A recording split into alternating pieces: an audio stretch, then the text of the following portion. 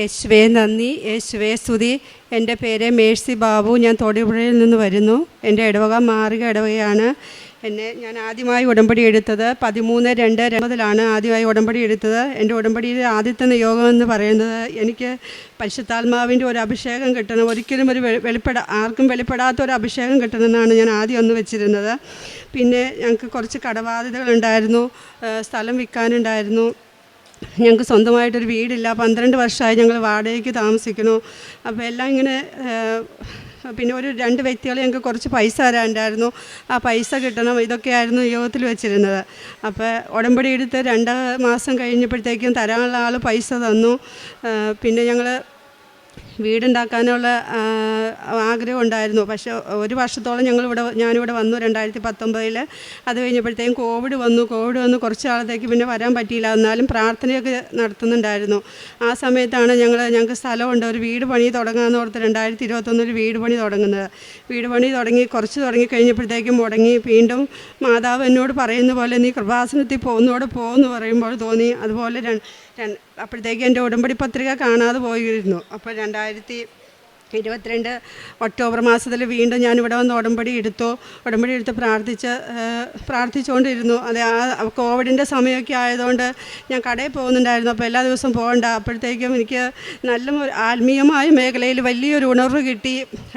എൻ്റെ അടുത്ത് തന്നെ എനിക്ക് വിശുദ്ധ കുർബാനയോട് ഭയങ്കര ഇഷ്ടം. എത്ര വിശുദ്ധ കുർബാന കൂടിയാലും മതിയാവില്ല. അപ്പോൾ ഞങ്ങളുടെ ഇടവപ്പള്ളി എന്ന് പറയുന്നത് മാറിക ഫൊറോന പള്ളിയാണ്. അവിടെ രാവിലെ 6:30 കുർബാന. അവിടെ ഞാൻ പോകും. അത് കഴിഞ്ഞിട്ട് വീണ്ടും ഭർത്താവിന് ജോലിക്കൊക്കെ പറഞ്ഞു വിട്ട് കൊച്ചും പോയി കഴിഞ്ഞ് ഒരു മോളും പോയി കഴിയുമ്പോഴത്തേക്കും കൂത്താട്ടുകുളത്തുള്ള യൂദാശ്ലയുടെ ഒരു പള്ളിയുണ്ട്. അവിടെ ചൊവ്വാഴ്ച 5 കുർബാനയുണ്ട്. 5 കുർബാനയുണ്ടെങ്കിൽ ഞാൻ 10 മണിയുടെ കുർബാനയ്ക്ക് പോകും. അവിടെ ഇരുന്ന് വീണ്ടും 11:30 അടുത്ത കുർബാനയും കൂടും. അത് ഞാൻ തിരിച്ചു പോരും. വീണ്ടും വൈകുന്നേരം അടുത്തുള്ള അന്തോണീസ് പുണ്യാളുടെ ഒരു പള്ളിയുണ്ട്, അവിടെയും പോകും. 4 കുർബാന വരെ ഞാൻ കൂടുമായിരുന്നു. എനിക്ക് പറഞ്ഞറിയിക്കാൻ പറ്റാത്തൊരു ഇഷ്ടമായിരുന്നു വിശുദ്ധ കുർബാന. അത് അതിൻ്റെ ആനന്ദം എന്നാന്ന് പറഞ്ഞറിയിക്കാൻ എനിക്കാവില്ല. ആരാധനയെ പങ്കെടുക്കാനും അതുപോലെ ഇഷ്ടമായിരുന്നു. അത് കഴിഞ്ഞ് ഉടമ്പടി എടുത്ത് വീണ്ടും ഞങ്ങളുടെ വീട് പണി ആരംഭിച്ചപ്പോഴത്തേക്കും കുറേ ലോണൊക്കെ എടുത്താണ് വീട് പണി. സ്ഥലം വിറ്റ് പണിയാണ്ടിരുന്നത്, സ്ഥലമൊന്നും വിറ്റില്ല. അതിനുശേഷം ഞങ്ങൾ കുറേ പേര് ഇങ്ങോട്ട് വന്ന് ആരോടും ഞാൻ പൈസ ചോദിക്കാറില്ല. മറ്റുള്ളവർക്ക് ഒരു വിഷമം കേൾക്കുമ്പോൾ മറ്റുള്ളവരെ എങ്ങനെയാണ് സഹായിക്കേണ്ടത്, അവരെ എങ്ങനെയാണ് രക്ഷപ്പെടുത്തിക്കൊണ്ട് വരേണ്ടതെന്നുള്ള ചിന്തകൾ ഞാൻ ഈശോയോട് പറയാമായിരുന്നു. ഞാൻ ആരുടെ മുമ്പിൽ ചെന്ന് പൈസ ചോദിക്കില്ല, എനിക്ക് ഇഷ്ടമുണ്ടെങ്കിൽ എനിക്കൊരു വീട് തന്നാൽ മതി. അപ്പോൾ എന്നെ അറിയുന്ന ചേച്ചിമാർ, എൻ്റെ ഫ്രണ്ട്സൊക്കെ എന്നെ സഹായിച്ചു. അങ്ങനെ വീട് പണി പൂർത്തിയായി. 2023 ജനുവരിയിൽ ഞങ്ങളുടെ വീട് കയറി താമസിച്ചു. അപ്പോൾ പിന്നെ ഞങ്ങൾക്കൊരു കട മേടിച്ചു. അങ്ങനെ കുറച്ചുകൂടി ബാധ്യതകൾ കൂടി വന്നു കഴിയുമ്പോഴത്തേക്കും പിന്നെ ഞങ്ങൾക്ക് കൊടുക്കാനുള്ളവർക്കൊക്കെ പിന്നെ പൈസ കൊടുക്കണമല്ലോ. സ്ഥലമൊന്നും വിൽക്കാനായിട്ട് വീണ്ടും പറ്റിയില്ല. അപ്പോൾ പൈസ സൊസൈറ്റിയിൽ പൈസ അടയ്ക്കാനുണ്ടായിരുന്നു. അപ്പോൾ 4 വർഷമായിട്ട് സൊസൈറ്റിയിൽ ലോൺ പുതുക്കാനായിട്ട് പറ്റിയില്ല. അപ്പോൾ ഈ 2026 മാർച്ച് 31 ലോൺ പുതുക്കിയില്ലേ ജപ്തിയാവുമെന്ന് പറഞ്ഞു. അപ്പോൾ കുറച്ച് പൈസ ഞങ്ങളുടെ കയ്യിലുണ്ട്. ഞാനിങ്ങനെ വിഷമിച്ചിരിക്കാം. മാതാവേ, എനിക്കൊരു സഹായം ആരും കൊണ്ട് തരുന്നില്ലല്ലോ. എൻ്റെ അടുത്ത് ആര് വന്ന് ചോദിച്ചാലും ഞാൻ ആരെയും ബുദ്ധിമുട്ടിച്ചിട്ടില്ലല്ലോ. ഇങ്ങനെ സങ്കടപ്പെട്ട് ഇങ്ങനെ ഇരുന്നപ്പോഴത്തേക്ക് എൻ്റെ ഫ്രണ്ട്സ് ഒരു ചേച്ചി, എന്നെ ഒത്തിരി സ്നേഹിക്കുന്ന എൻ്റെ ചേച്ചി ഓടി എൻ്റെ അടുത്ത് വന്നിട്ട് മേഴ്സിക്ക് എത്ര രൂപ കുറവുള്ളതെന്നും പറഞ്ഞുകൊണ്ട് എനിക്ക് ആവശ്യമുള്ള പൈസ എടുത്തു തന്നിട്ട് ചേച്ചി വേഗം പോയി ഞാൻ ലോണിൻ്റെ അടയ്ക്കേണ്ട പൈസ കൊണ്ടുപോയി അടച്ചു. അത് കഴിഞ്ഞ് വീണ്ടും പ്രശ്നങ്ങൾ അവിടെ തീരുന്നില്ല, ഓരോന്നും അങ്ങനെ പോകുന്നു. അത് കഴിഞ്ഞ ഏപ്രിൽ 15 വിഷുവിൻ്റെ അന്ന് ഞാൻ എൻ്റെ വീട്ടിൽ പോവുക. കോതമംഗലത്താണ് എൻ്റെ വീട്ടിലേക്ക് ഞാനും എൻ്റെ മകളും പോകുന്നതിൻ്റെ ഇടയ്ക്ക് ബസ്സിലിരുന്നപ്പോൾ അങ്ങനെ കൊന്തയിലിക്കൊണ്ട് എപ്പോഴും ഇരിക്കുന്നത്. കൊന്തയിലിക്കൊണ്ടിരുന്നപ്പോഴത്തേക്കും പതുക്കെ മയങ്ങിപ്പോയപ്പോഴത്തേക്കും എൻ്റെ നേരെ വന്നിട്ട് മാതാവ് ഒരു ചേച്ചി ഇങ്ങനെ കുറച്ച് പൂ എൻ്റെ നേരെ വിതറുന്നുണ്ട്. അപ്പോൾ ഞാൻ ഓർത്തു ഇതെന്നാ ഈ പൂ ഇടണേന്ന് ഓർത്ത് മയങ്ങിയപ്പോഴത്തേക്കും തൊട്ടരികിലായിട്ട് മാതാവ് നിൽക്കുന്നു. അപ്പോൾ എനിക്ക് എൻ്റെ ഉള്ളിൽ കുറേ വിഷമങ്ങളുണ്ടായിരുന്നു. അതെല്ലാം എങ്ങോട്ട് പോയെന്ന് എനിക്കറിയില്ല. ചോർന്ന് പോകുമ്പോൾ വിഷമങ്ങളെല്ലാം മാറിപ്പോയി. അതിനുശേഷം എനിക്ക് ധ്യാനിപ്പിക്കുന്ന ഒരു സിസ്റ്ററുണ്ട്. ആ സിസ്റ്ററെ കാണാനായിട്ട് ഞങ്ങൾ അവിടെ പോയി. അവിടെ ചെന്ന് കഴിഞ്ഞ് കുറേ നേരം ഇരുന്ന് പ്രാർത്ഥിച്ച് വർത്താനം എല്ലാം പറഞ്ഞു കഴിഞ്ഞപ്പോൾ പ്രാർത്ഥിച്ചുകൊണ്ടിരുന്ന സമയത്ത് പറഞ്ഞു, കൃപാസന മാതാവ് അടുത്ത് നിൽപ്പുണ്ടല്ലോ, പിന്നെ എന്തിനാ വിഷമിക്കണമെന്ന്. ആ ദിവസം തന്നെയാണ് അത് സംഭവിക്കുന്നത്. അതും എനിക്ക് വളരെ സന്തോഷമായി. വീണ്ടും ഞാൻ പിന്നെ നന്നായി പ്രാർത്ഥിക്കാൻ തുടങ്ങിയപ്പോഴത്തേക്കും മാതാവ് ഓരോരോ അത്ഭുതങ്ങൾ, പോസിറ്റീവായിട്ടുള്ള ഓരോ ദർശനങ്ങളെല്ലാം ഈശോ കാണിച്ചു തരാൻ തുടങ്ങി. അപ്പോൾ ഞാൻ അന്ന് തൊട്ട് ഞാൻ വീണ്ടും എല്ലാ ഞായറാഴ്ച ഇവിടെ വരും. വീട്ടിൽ നിന്ന് രാവിലെ തലേദിവസം രാത്രി ഞാൻ കുറച്ച് ഫുഡ് ഉണ്ടാക്കിക്കൊണ്ട് വരും. ഇവിടെ ബസ്സിൽ ഇറങ്ങി വരുമ്പോഴത്തേക്കും ഒത്തിരി ചേച്ചിമാർ ഓടി വരും, മോളെ ഒരു ചപ്പാത്തി മേടിക്കാൻ പൈസ താ, ഒരു നേരത്തെ ഫുഡ് കഴിക്കാൻ പൈസ താ എന്ന് പറഞ്ഞ് ഓടി വരുമ്പോഴത്തേക്കും എനിക്ക് വിഷമം തോന്നും. അപ്പോൾ ദൈവം ഇവർക്ക് എന്താ കൊടുക്കണ്ടേ, അങ്ങനെ ഞാനും എൻ്റെ ഹസ്ബൻഡും കൂടെ കൂടിയിട്ട് തലേ ദിവസത്തേക്ക് അവർക്ക് കൊടുക്കാനുള്ള ഭക്ഷണമൊക്കെ ഒരുക്കി വയ്ക്കും. രാവിലെ ഒരു 3 മണിയാകുമ്പോൾ അത് പാകപ്പെടുത്തും. ഞാൻ കുളിച്ചിട്ട് വരുമ്പോഴത്തേക്കും എൻ്റെ ഹസ്ബൻഡ് അതെല്ലാം എൻ്റെ മകളും കൂടി പൊതിഞ്ഞ് വെച്ചിട്ടുണ്ടാവും. ഞാൻ അതുമായിട്ട് 5:30 ബസ്സിന് അവിടെ നിന്ന് പോന്നു കഴിഞ്ഞ് ഇവിടെ വന്ന് 3 ബസ് കയറിയാണ്. ഞാനത് നിലത്തൊന്നും വെക്കില്ല. എൻ്റെ ഈശോ, നമ്മുടെ വീട്ടിൽ ഏറ്റവും പ്രിയപ്പെട്ട ആൾ വരുമ്പോൾ നമ്മുടെ ഈശോ വന്ന് നമ്മൾ എങ്ങനെയാണ് കൊടുക്കേണ്ടത്, ഏറ്റവും നല്ലതല്ലേ കൊടുക്കണേ, അങ്ങനെ ഏറ്റവും നല്ലത് നോക്കി. പുള്ളിക്കാരനാണെങ്കിൽ അവർക്ക് കാപ്പിയാണ് കൊടുക്കണമെങ്കിൽ അതിൻ്റെ കൂടെയായിട്ട് നാടൻ ഏത്തപ്പഴവും നാടൻ മുട്ടയും മേടിച്ച് വെച്ച് കൊടുക്കണമെന്നും പറഞ്ഞുകൊണ്ട് ആർക്കെങ്കിലും എന്തെങ്കിലും കൊടുത്ത് അതൊരു വഴിപാട് തീർക്കും പോലെയല്ല, ഏറ്റവും നന്നായി കൊടുക്കണമെന്ന് പറഞ്ഞ് അന്വേഷിച്ച് അത് അങ്ങനെയാണ് കൊടുത്തുകൊണ്ടിരുന്നത്. അപ്പോൾ ഓരോ ചേച്ചിമാർക്കും അത് കൊടുക്കുമ്പോഴത്തേക്ക് അവസാനം തികയില്ല. അപ്പം ഞാൻ അവസാനത്തെ പൊതി എടുക്കുമ്പോൾ കണ്ണടച്ച് നിൽക്കും, മറ്റുള്ളവരുടെ മുഖം കാണാതിരിക്കാൻ വേണ്ടി. അങ്ങനെ അത് കൊടുക്കുന്നു. പിന്നെ ഇപ്പോൾ വരാൻ തുടങ്ങിയിട്ട് കുറേ ആഴ്ചകളായി. ഇവിടെ വന്നിരുന്ന് പ്രാർത്ഥിച്ച് കുറേ ജപമാലയല്ലോ. ഇപ്പം തന്നെ ഇവിടെ ഇരുന്നിട്ട് 19ാമത്തെ ജപമാലയാണ് ചൊല്ലിക്കൊണ്ടിരിക്കുന്നത്. ഒരു മടുപ്പുമില്ല, ഒരു ഭക്ഷണവും കഴിക്കില്ല, ഉപവാസം എടുത്തിട്ടാണ് വരുന്നത്. ഇന്നലെ കഴിഞ്ഞ ദിവസം ഉപവാസമായിരുന്നു. വീട്ടിൽ ചെന്നതിന് ശേഷം എന്തെങ്കിലും കഴിക്കുള്ളൂ. അപ്പോൾ അത് കഴിഞ്ഞിട്ട് മാതാവിനോട് ഞാൻ ഇവിടെ നിന്നിട്ട് ഓരോ ദിവസം പറഞ്ഞിട്ട് പോകും. ജൂലൈ 2 എൻ്റെ മകളുടെ ബർത്ത്ഡേ ആണ്. ജൂലൈ 14 ഞങ്ങളുടെ വിവാഹം കഴിഞ്ഞിട്ട് 25 വർഷം പൂർത്തിയാവുക. അപ്പോൾ 5 ലക്ഷം രൂപ ഒരു ഫ്രണ്ട്സിന് കൊടുക്കാനുണ്ട്. അപ്പോൾ അത് ചോദിച്ചു. അപ്പോൾ കൊടുക്കണേ എങ്ങനെയാണ്, ഈ 2 ദിവസങ്ങൾ, ഈ ജൂലൈക്കും 2 ജൂലൈ 14 ഇടയ്ക്ക് മാതാവ് എൻ്റെ ജീവിതത്തിൽ ഒരു അത്ഭുതം പ്രവർത്തിക്കണം, ഞങ്ങളുടെ പ്രശ്നങ്ങളിൽ ഇടപെടണം. എനിക്ക് മാതാവിനോട് ഓരോ ദിവസവും ഇവിടെ നിന്നിട്ട് അവിടെ ഇരുന്ന് കുറേ നേരം പ്രാർത്ഥിക്കും, കൊന്തയിലും. അതിനുശേഷം ഇവിടെ നിന്നിട്ട് ഞാൻ നേർച്ചയിട്ടിട്ട് മാതാവിനോട് ഇത് പറഞ്ഞിട്ട് പോകുമ്പോഴത്തേക്കും കഴിഞ്ഞ ആഴ്ച വന്നപ്പോൾ കൊച്ചനോട് പറഞ്ഞു, അമ്മേ നമ്മുടെ തിരി കത്തിച്ചുകൊണ്ടിരുന്ന തിരി ഞാനിങ്ങോട്ട് പോകുന്നതുകൊണ്ട് ഞാൻ നേരത്തെ പോകുന്നതുകൊണ്ട് അവരെ ചെല്ലിയത്. അമ്മേ നമ്മുടെ തിരി 3 ദിവസം കൊണ്ട് നീലത്തിരി കത്തിക്കഴിഞ്ഞു അമ്മേ, അതിൻ്റെ അകത്ത് 7 എന്നൊരു അടയാളം കാണുന്നുണ്ടെന്ന് പറഞ്ഞു. 3 ദിവസം കൊണ്ട് ഒരു നീലത്തിരി, ഏതാണ്ട് 20-30 ദിവസം കത്തിക്കുന്ന തിരി 3 ദിവസം കൊണ്ട് കത്തിക്കഴിയുക. അപ്പോൾ അത് കഴിഞ്ഞിട്ടാണ് കഴിഞ്ഞ 7-ാം തീയതി കഴിഞ്ഞ ദിവസം അച്ഛൻ്റെ ധ്യാനം കൂടിക്കൊണ്ടിരിക്കുന്ന സമയത്ത് ചൊവ്വാഴ്ച ഒരു 12:30 ആയി കാണും.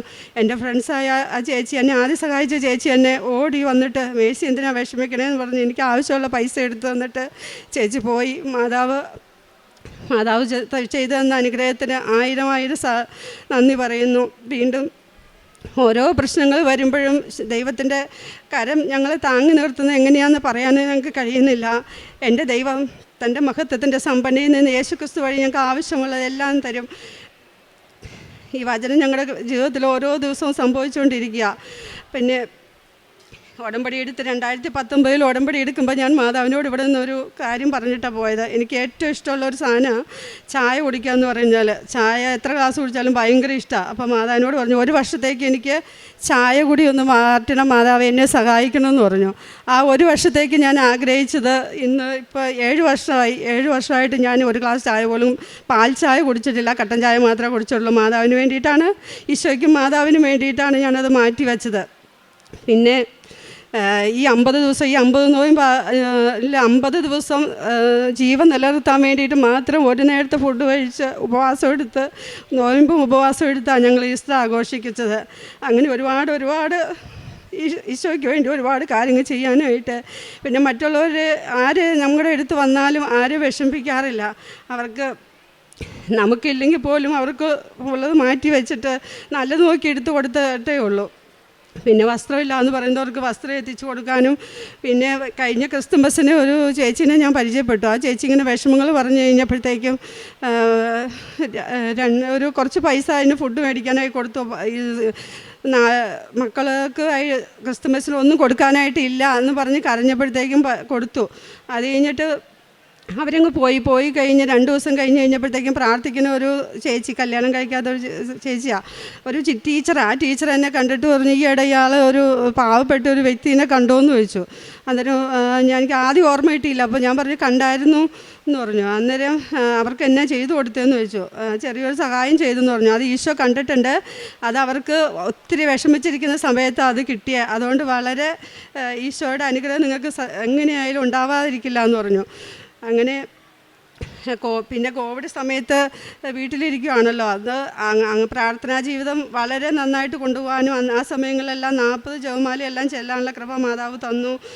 പിന്നെ 3 രാവിലെ ഉച്ചയ്ക്കും വൈകുന്നേരവും 5 ജപമാല വെച്ച് മിറ്റിലേൽ മുട്ടുകുത്തി നിന്ന് ചെല്ലാനും, മുട്ടിൻ്റെ അകത്തേക്ക് ദശയുടെ ഉള്ളിലേക്ക് ഇങ്ങനെ കല്ല് കയറിയിട്ട് ചോര കൂർത്തു വരും. അന്നേരം ഒരു വിഷമവും ഇല്ല, എല്ലാം സന്തോഷത്തോടെ സ്വീകരിച്ചു.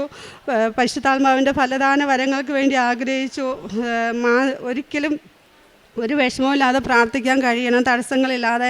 ഈശോയെ ആയിരിക്കണം നമ്മുടെ ജീവിതത്തിൻ്റെ സർവസ്വവും, നമ്മുടെ ജീവിതത്തിൻ്റെ കേന്ദ്രബിന്ദു ആവണം എന്നാഗ്രഹിച്ചു. അതെല്ലാം അങ്ങനെ പറ്റുന്നുണ്ട്. പിന്നെ രാവും പകലും തന്നെ വിളിച്ച് കരയുന്ന തൻ്റെ പ്രിയപ്പെട്ടവർക്ക് വേണ്ടി ദൈവം അവിടുന്ന് നീതി നടത്തി തരില്ലേ, അവിടുന്ന് കാലവിളംബം വരുത്തുമോ? ലൂക്കാ 18:7 പറയുന്നു, രാത്രി കിടക്കുമ്പോൾ ഞാൻ കുരിശ് വരച്ചിട്ട് എന്തെങ്കിലും ചിലപ്പോൾ ഒരു പ്രാർത്ഥന ചൊല്ലിക്കൊണ്ടായിരിക്കും മനസ്സിൽ കിടക്കുന്നത്. ലോകരക്ഷകനായ ഈശോയെ, സ്വർഗത്തിലെ അപ്പച്ചാ, ഞങ്ങളുടെ ഈ ലോകം മുഴുവൻ്റെ മേലും കരുണയായിരിക്കണമെന്നായിരിക്കും ചിലപ്പോൾ പറയുന്നത്. അതിങ്ങനെ പറഞ്ഞുകൊണ്ട് കിടന്നു കഴിഞ്ഞാൽ രാവിലെ എഴുന്നേൽക്കുമ്പോഴും അത് നമ്മുടെ മനസ്സിലിങ്ങനെ ഇങ്ങനെ നമ്മൾ പറഞ്ഞുകൊണ്ടിരിക്കും. അതെനിക്ക് വലിയൊരു ശക്തിയാണ്, എന്നെ ഓരോ നിമിഷവും വഴി നടത്തുന്നത് ഈ ഒരു കൃപയാണ്. ഈശോ തന്ന എല്ലാ അനുഗ്രഹങ്ങൾക്കും കൃപകൾക്കും ഇനി പറയാനുമുള്ള ഒരുപാട് അനുഗ്രഹങ്ങളുണ്ട്. ഇവിടെ നിന്ന് പറഞ്ഞു കഴിഞ്ഞാൽ വൈകുന്നേരം വരെ പറയാനുണ്ട്. എല്ലാ അനുഗ്രഹങ്ങൾക്കും 1000 നന്ദി. 115 സങ്കീർത്തനം 12 തിരുവചനം. കർത്താവിന് നമ്മെക്കുറിച്ച് വിചാരമുണ്ട്, അവിടുന്ന് നമ്മെ അനുഗ്രഹിക്കും. അവിടുന്ന് ഇസ്രായേൽ ഭവനത്തെ ആശീർവദിക്കും, അഹറോൻ്റെ ഭവനത്തെ അനുഗ്രഹിക്കും.